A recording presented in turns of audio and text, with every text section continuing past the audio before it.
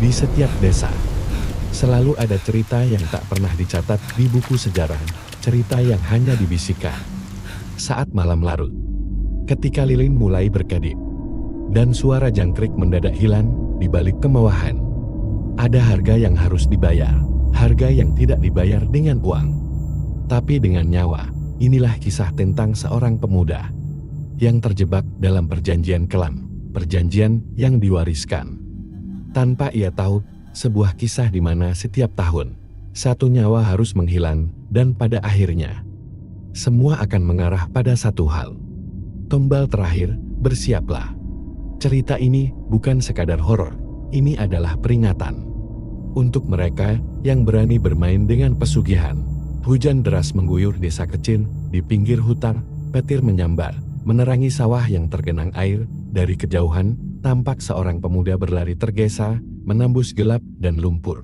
Namanya Arman, nafasnya terengah, tapi matanya menyala penuh. Tekad, di tangannya ada sebuah kain hitam yang terikat rapat, isinya bukan uang atau emas, tapi kepala ayam hitam tanpa mata.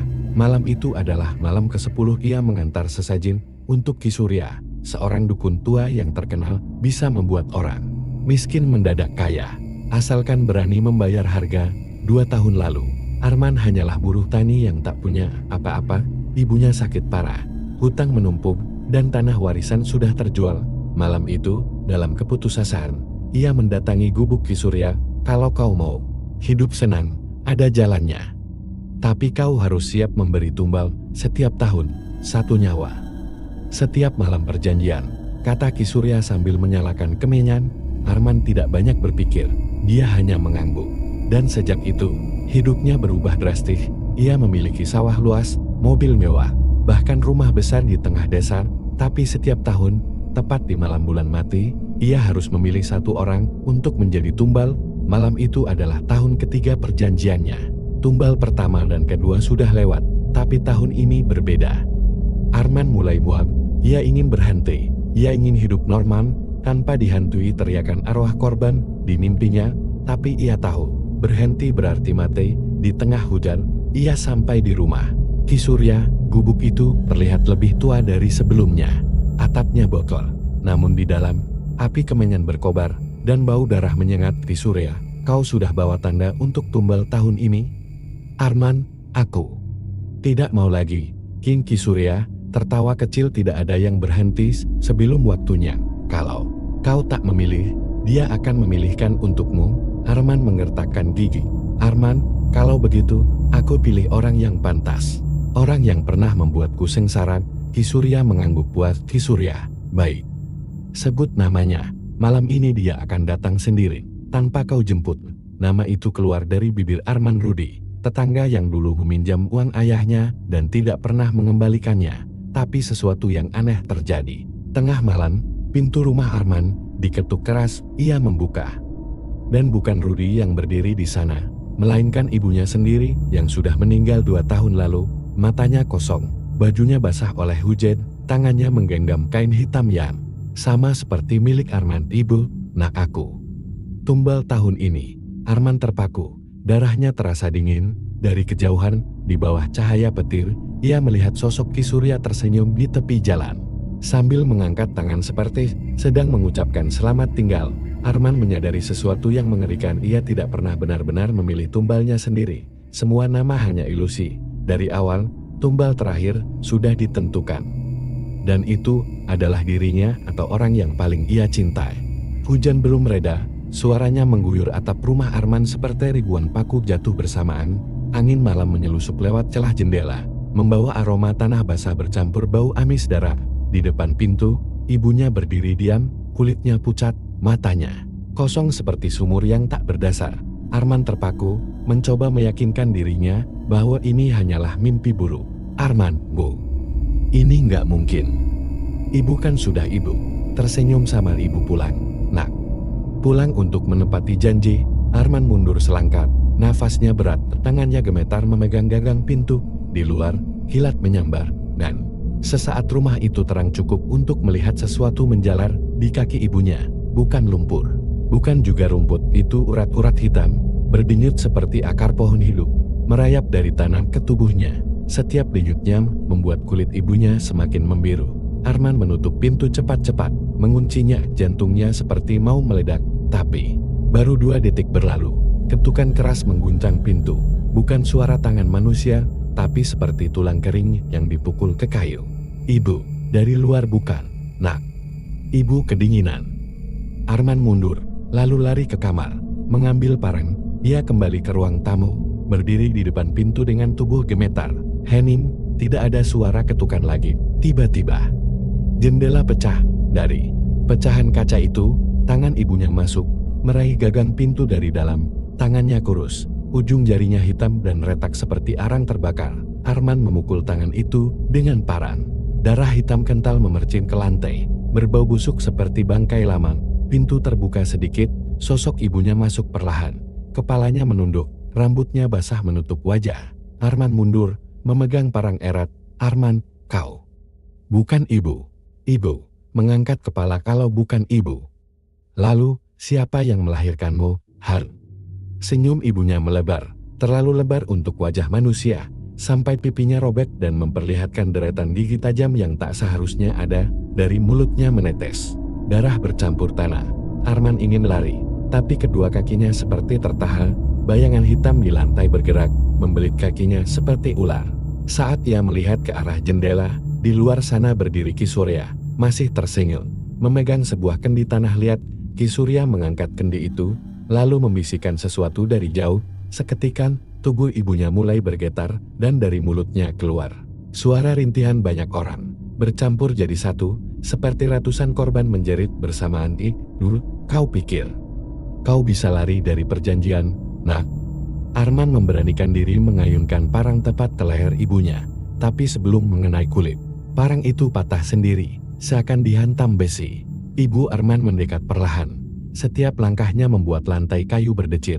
Saat jarak tinggal 1 meter, tiba-tiba lampu rumah padam, gelap gulita. Yang Arman dengar hanyalah suara napas di telinganya.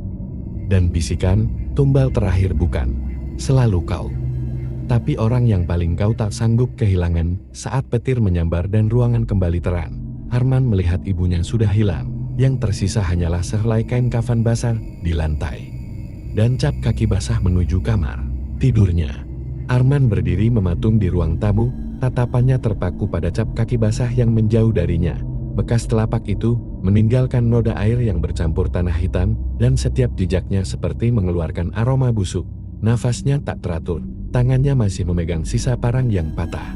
Ia melangkah pelan mengikuti jejak itu, yang berakhir di pintu kamarnya sendiri. Pintu itu terbuka setengah, bergoyang perlahan seperti baru saja didorong seseorang. Dari dalam, terdengar suara kain bergesekan, disusul bisikan pelan seperti orang mengaji, tapi nadanya terbalik. Kalimatnya diucapkan dari akhir ke awal. Arman mendorong pintu. Kamar itu gelap, hanya diterangi sedikit cahaya dari luar. Di tengah ruangan, tergeletak kain kafan yang tadi ia lihat di lantai ruang tamu. Tapi kini, kain itu bergerak seperti ada sesuatu di dalamnya. "Arman, ibu." Tidak ada jawaban, hanya gerakan kain yang semakin cepat.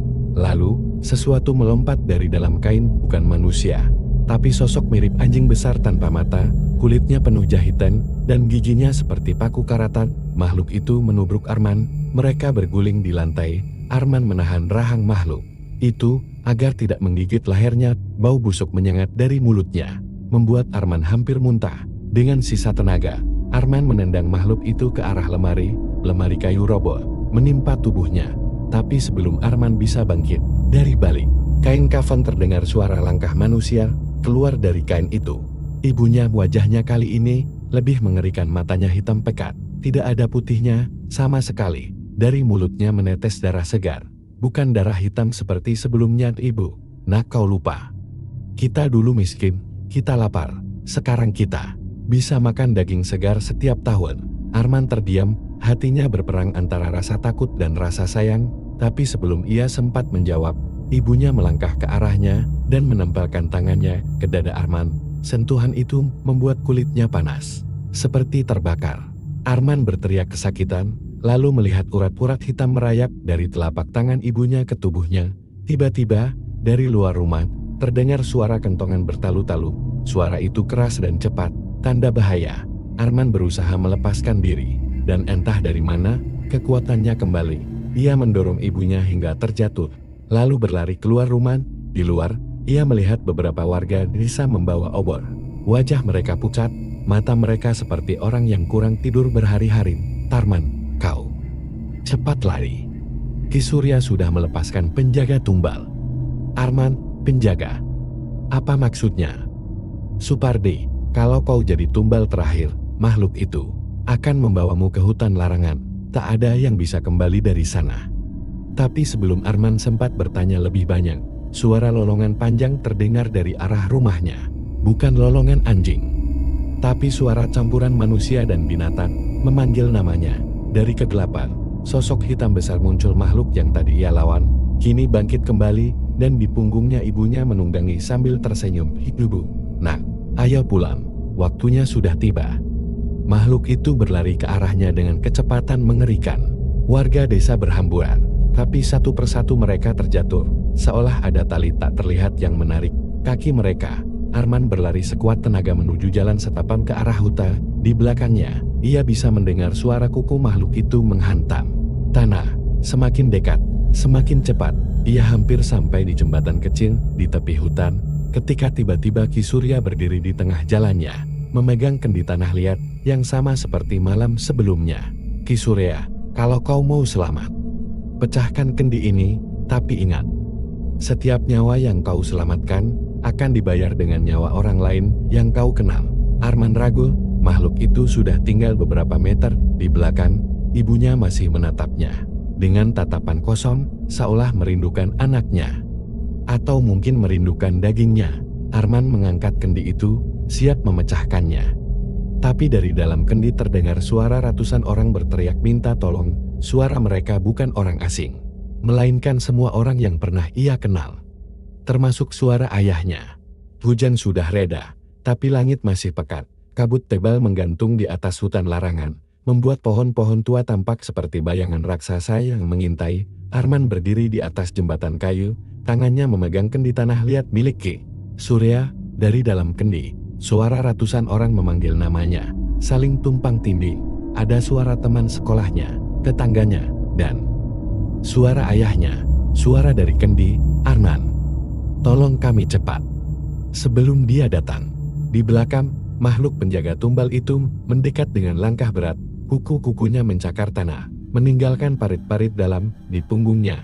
Ibunya duduk tegak, rambut basahnya menutupi sebagian wajah. Namun dari sela rambut itu, bibirnya tersenyum terlalu lebar. Ibu, nak, pecahkan kendi itu. Kita akan kembali bersama. Tapi ingat, semua yang keluar akan menuntutmu. Arman menatap Ki Surya yang berdiri diam di tengah jembatan. Wajahnya setenang batu. Arman, apa isi kendi ini? Ki Surya, jiwa-jiwa tumbal yang telah membayar perjanjianku. Setiap orang kaya di desa ini punya bagiannya, termasuk ayahmu. Mata Arman membesar. Arman, ayah, ikut pesugihan ini. Ki Surya, ia hampir jadi tumbal terakhir, tapi kau lahir, dan perjanjian itu pindah padamu. Arman hampir menjatuhkan kendi itu. Sementara itu, lolongan panjang terdengar dari makhluk penjaga tumbal. Udara di sekitarnya menjadi dingin. Napas Arman keluar seperti asap. Meski ini bukan musim dingin, tiba-tiba tanah di sekitar jembatan bergetar. Dari kabut muncul bayangan-bayangan hitam berbentuk manusia tanpa wajah. Mereka berjalan pincang, sebagian tubuhnya hilang. Ada yang tanpa kepala, tanpa kaki, atau bahkan hanya setengah badan. Ki Surya tersenyum. Ki Surya, mereka datang untuk menjemput jiwa-jiwa di kendi. Tapi kalau kau pecahkan kendi itu, mereka akan bebas dan akan mencari tubuh baru. Arman, tubuh baru. Maksudmu aku? Ki Surya, bukan hanya kau. Semua orang yang pernah kau temui. Makhluk penjaga tumbal sudah hampir sampai. Ibunya menatap Arman dengan tatapan campuran antara kasih sayang dan kelaparan. Ibu, nak, biarkan ibu yang menggantikanmu. Kau bebas. Ibu akan masuk ke kendi. Kata-kata itu membuat Arman terhenti. Tapi saat ia melihat lebih dekat, mata ibunya memantulkan bayangan Ki Surya yang tersenyum licik. Arman sadar ibunya hanya mengulang apa yang Ki Surya ingin ia dengar. Ketegangan memuncak. Arman mengangkat kendi tinggi-tinggi. Bayangan-bayangan tanpa wajah berhenti, seolah menunggu. Makhluk penjaga tumbal mengeluarkan suara geraman, lalu menunduk siap menerkam. Kilatan petir menerangi hutan. Dalam sekejap, Arman melihat ayahnya berdiri di antara bayangan-bayangan itu, mengenakan pakaian terakhir yang ia pakai saat kecelakaan, baju putih penuh darah. "Ayah, nak, jangan lepaskan kami, atau semua ini akan mengulang lagi." Arman mulai gemetar, tangannya basah oleh keringat. Di satu sisi, memecahkan kendi bisa membebaskan ayahnya. Di sisi lain, ia tahu jika semua jiwa itu bebas, mereka akan mengambil tubuh orang-orang di desa. Dan mungkin lebih buruk lagi, Ki Surya maju selangkah. "Ki Surya, pecahkan. Atau biarkan ibumu mati di punggung penjaga tumbal. Pilih, Arman." Sekarang, makhluk itu meloncat. Ibunya menjulurkan tangan seolah ingin memeluknya. Arman menutup mata. Saat makhluk itu hampir menubruknya, terdengar suara kendi retak. Tapi Arman tak sadar apakah ia yang menjatuhkannya, atau ada seseorang di balik punggungnya yang menghancurkannya. Suara retakan terdengar nyaring di antara lolongan dan petir. Arman membuka mata, kendi tanah liat di tangannya sudah terbelah. Retakan itu menyebar cepat, seperti urat hitam menjalar di tanah. Dari celah kendi, keluar asap pekat berwarna merah. Gelap, bukan hanya asap, di dalamnya ada tangan-tangan manusia yang meronta, mencoba keluar. Suara teriakan membanjiri udara, membuat telinga Arman terasa berdengung. Ki Surya tertawa, suaranya seperti bercampur dengan suara ribuan orang. "Surya, kau sudah memilih, Arman. Sekarang lihatlah akibatnya." Asap itu memuntahkan sosok-sosok yang menyeramkan, tubuh-tubuh tanpa kulit, wajah-wajah tanpa mata, dan beberapa hanya berupa kepala dengan kaki laba-laba. Mereka bergerak cepat, menubruk para bayangan hitam tanpa wajah yang tadi menunggu. Di kabut, pertarungan aneh terjadi di depan mata Arman. Jiwa-jiwa dari kendi melawan entitas-entitas penjaga tumbal. Tubuh robek, darah hitam menyembur, dan jeritan tak manusiawi menggema di seluruh hutan. Makhluk penjaga tumbal yang membawa ibunya meram keras. Asap merah mulai membungkus tubuhnya. Ibu Arman terjatuh ke tanah, terbatuk-batuk. Wajahnya setengah menjadi wajah manusia, setengah lagi membusuk seperti mayat tenggelam. "Ibu, nak, tolong aku cepat." Arman berlari mendekat, tapi dari kabut muncul ayahnya. Wajahnya datar, matanya kosong. "Ayah, kalau kau menolong dia, semua ini tidak akan selesai. Dia sudah bukan ibumu lagi." Arman terhenti, tubuhnya gemetar. Antara dua orang yang ia cintai, ia tak tahu mana yang harus ia percayai. Tiba-tiba, salah satu jiwa dari kendi melesat dan menembus tubuh seorang warga desa yang datang membawa obor. Warga itu berteriak, matanya memutih, lalu tubuhnya mulai bergetar.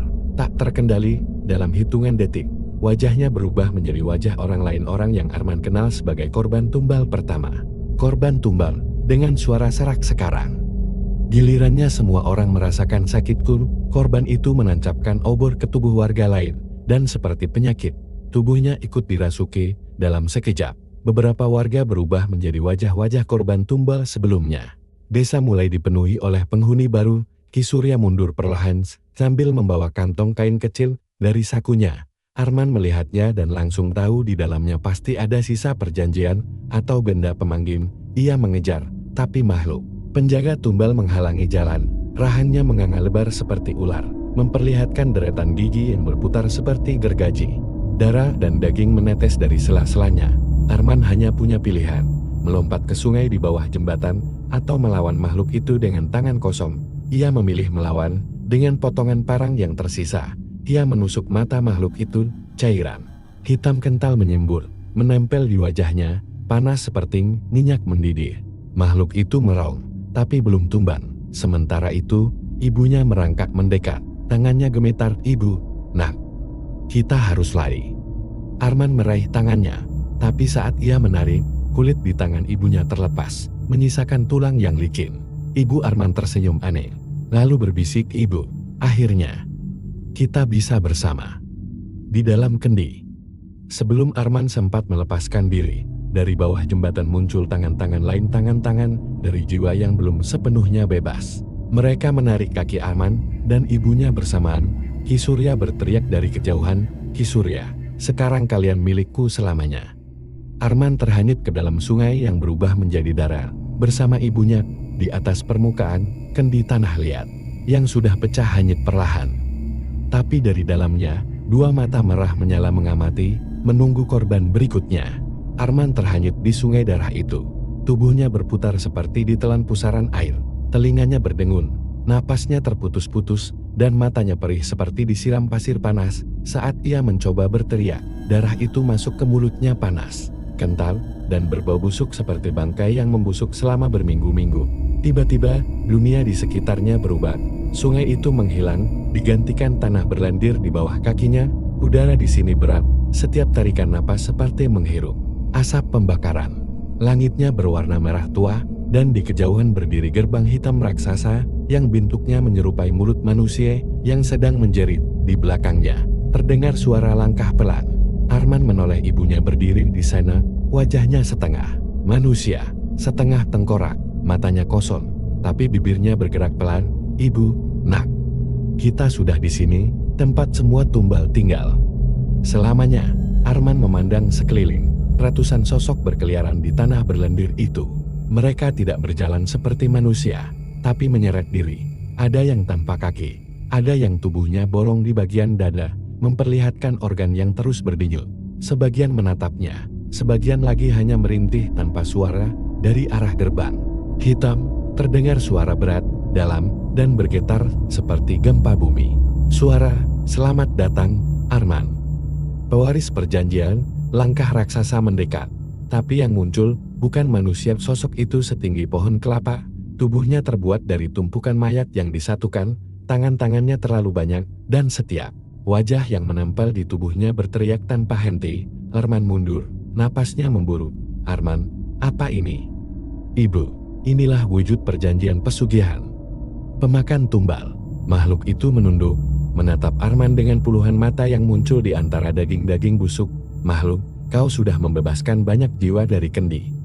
Tapi itu berarti kau berutang lebih banyak pada kami." Tanah di sekitar Arman mulai retak. Dari celahnya keluar tangan-tangan kurus yang mencoba menarik kakinya masuk lebih dalam. Ia meronta, tapi setiap tarikan tangan itu membuat tubuhnya terasa lebih berat, seperti tulangnya dipenuhi besi. Ibu Arman berlutut di depannya. "Ibu, Nak, ikut ibu, jangan melawan. Kita bisa tinggal di sini. Kita tidak akan lapar, tidak akan miskin." Arman memandang mata ibunya di sana. Tidak ada lagi kasih sayang yang ia kenal, hanya kegelapan yang dingin. Ia mundur satu langkah, tapi tiba-tiba tangan ibunya berubah menjadi cakar panjang, menancap di lengannya. Rasa sakitnya luar biasa, seperti uratnya disayat. Darahnya menetes ke tanah, dan tanah itu langsung menyerapnya, membuat suara mendesis. Seketika, semua sosok di sekitar mereka menoleh dan mulai mendekat, merangkak cepat seperti binatang kelaparan. Arman panik, ia meraih sesuatu yang keras. Di tanah sebuah pecahan kendi yang ternyata ikut masuk bersamanya. Pecahan itu panas seperti logam dibakar, tapi ia tetap menggenggamnya. Makhluk raksasa itu tertawa. "Makhluk, kau pikir pecahan itu bisa menyelamatkanmu? Itu adalah kunci. Tapi setiap kunci butuh harga." Arman menatap pecahan itu, lalu menatap ibunya. Ia sadar apa yang dimaksud. Untuk keluar dari tempat ini, ia harus mengorbankan satu jiwa agar pintu terbuka. Ibu Arman mendekat, tatapannya seperti memohon. "Ibu, pilih ibu, atau kau akan menjadi bagian dari tanah ini." Di belakang ibunya, Arman melihat ayahnya berdiri. Wajahnya juga rusak, tapi matanya penuh kesadaran. "Ayam, Nak, jangan pilih diam, pilih aku, setidaknya kau bisa keluar." Dan mengakhiri ini, suara makhluk raksasa menggema lagi. "Makhluk, pilih sekarang, atau tubuhmu di dunia nyata akan menjadi wadah bagi kami." Arman menggenggam pecahan kendi erat-erat. Sosok-sosok tumbal sudah sangat dekat. Bau busuk dan darah mereka memenuhi udara. Ibu dan ayahnya sama-sama menatapnya, menunggu keputusan. Cliffhanger. Arman mengangkat pecahan kendi, tapi sebelum ia mengarahkan pada siapapun, tangan besar dari makhluk raksasa itu mencengkeram seluruh tubuhnya, dan semua menjadi gelap. Gelap, Arman tak bisa melihat apa-apa, hanya merasakan tekanan yang luar biasa di seluruh tubuhnya. Seolah ia sedang diperas di antara dua batu raksasa. Suara-suara berbisik memenuhi kepalanya, suara korban tumbal, suara ibunya, suara ayahnya, bahkan suara Ki Surya. Bisikan, "Pilih, pilih, pilih." Cahaya merah tiba-tiba memecah kegelapan. Arman terhempas ke tanah keras di depannya. Makhluk raksasa pemakan tumbal menatapnya dari atas singgasana yang terbuat dari tulang belulang manusia. Sosok ibunya dan ayahnya kini berdiri di sisi yang berlawanan, masing-masing dengan tatapan yang memohon. Makhluk, ini saatnya, Arman. Perjanjian ini harus ditutup. Satu nyawa. Untuk kebebasanmu ibu, pilih ibu, nak. Biar kau bebas, ibu rela. Ayah, pilih aku sudah mati sekali. Biarkan kau hidup. Arman gemetar, tangannya masih menggenggam pecahan kendi yang panasnya semakin menyengat kulitnya. Ia tahu, siapapun yang ia tusuk dengan pecahan ini, akan diserap oleh tanah tempat mereka berdiri, menjadi bagian abadi dari dunia, dalam kendi. Tiba-tiba, Ki Surya muncul dari kegelapan, wajahnya pucat, tapi matanya penuh keserakahan. Ki Surya, kau tak perlu memilih salah satu dari mereka. Pilih aku, dengan begitu, semua perjanjian yang kupegang akan lepas. Tapi kau harus mengambil tempatku. Arman menatapnya tajam. Arman, kalau aku memilihmu, berarti aku jadi dukun pesugihan berikutnya kan? Ki Surya, kau bisa mengubahnya, kau bisa memutus rantai ini. Atau menggunakannya. Ketegangan memuncak di belakang Ki Surya. Ratusan jiwa tumbal mendekat, wajah mereka haus darah, tangan-tangan mereka meraih Arman. Di sisi lain, makhluk raksasa itu mulai bangkit dari singgasananya, dan tanah di bawah bergetar seperti ada gempa. Arman mulai berpikir cepat. Kalau ia memilih ibunya atau ayahnya, ia memang bisa bebas.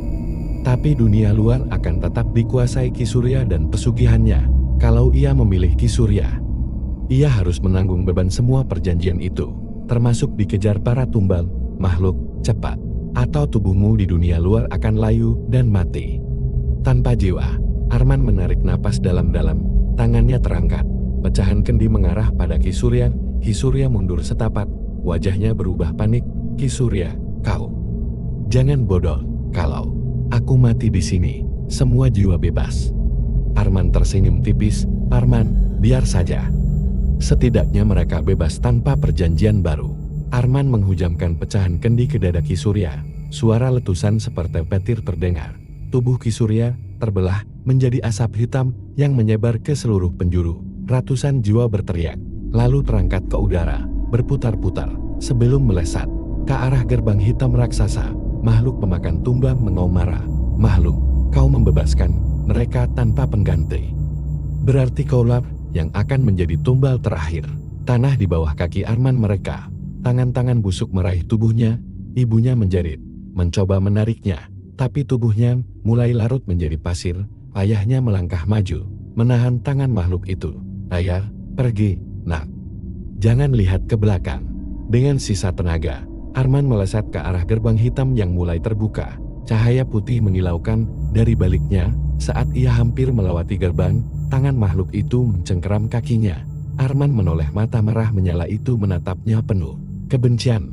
Tapi tiba-tiba, dari balik gerbang, muncul sosok ayahnya lagi, mendorong tubuh Arman sambil menahan makhluk itu. Ayah, hiduplah, nak. Dan jangan ulangi kesalahan kami. Arman terlampar keluar gerbang, segalanya menjadi putih. Di dunia nyata Arman terbangun di tepi sungai. Tubuhnya basah kuyup, langit cerah. Tapi desa sepi, rumah-rumah kosong, pintu terbuka, dan tak ada suara ayam atau manusia. Ia berjalan keliling dan menyadari semua warga desa telah hilang. Di halaman rumah Ki Surya, ia menemukan kendi tanah liat yang utuh, tapi retakannya membentuk wajahnya sendiri. Arman duduk di tanah, napasnya berat. Ia memang bebas, tapi ia tahu sesuatu yang mengerikan. Sekarang, semua perjanjian pesugihan Ki Surya telah hilang. Tapi para jiwa bebas itu masih berkeliaran di dunia, dan mereka tahu siapa yang melepaskan mereka. Di kejauhan, suara langkah kaki banyak orang mulai terdengar, diiringi bisikan, tumbal terakhir. Tumbal terakhir.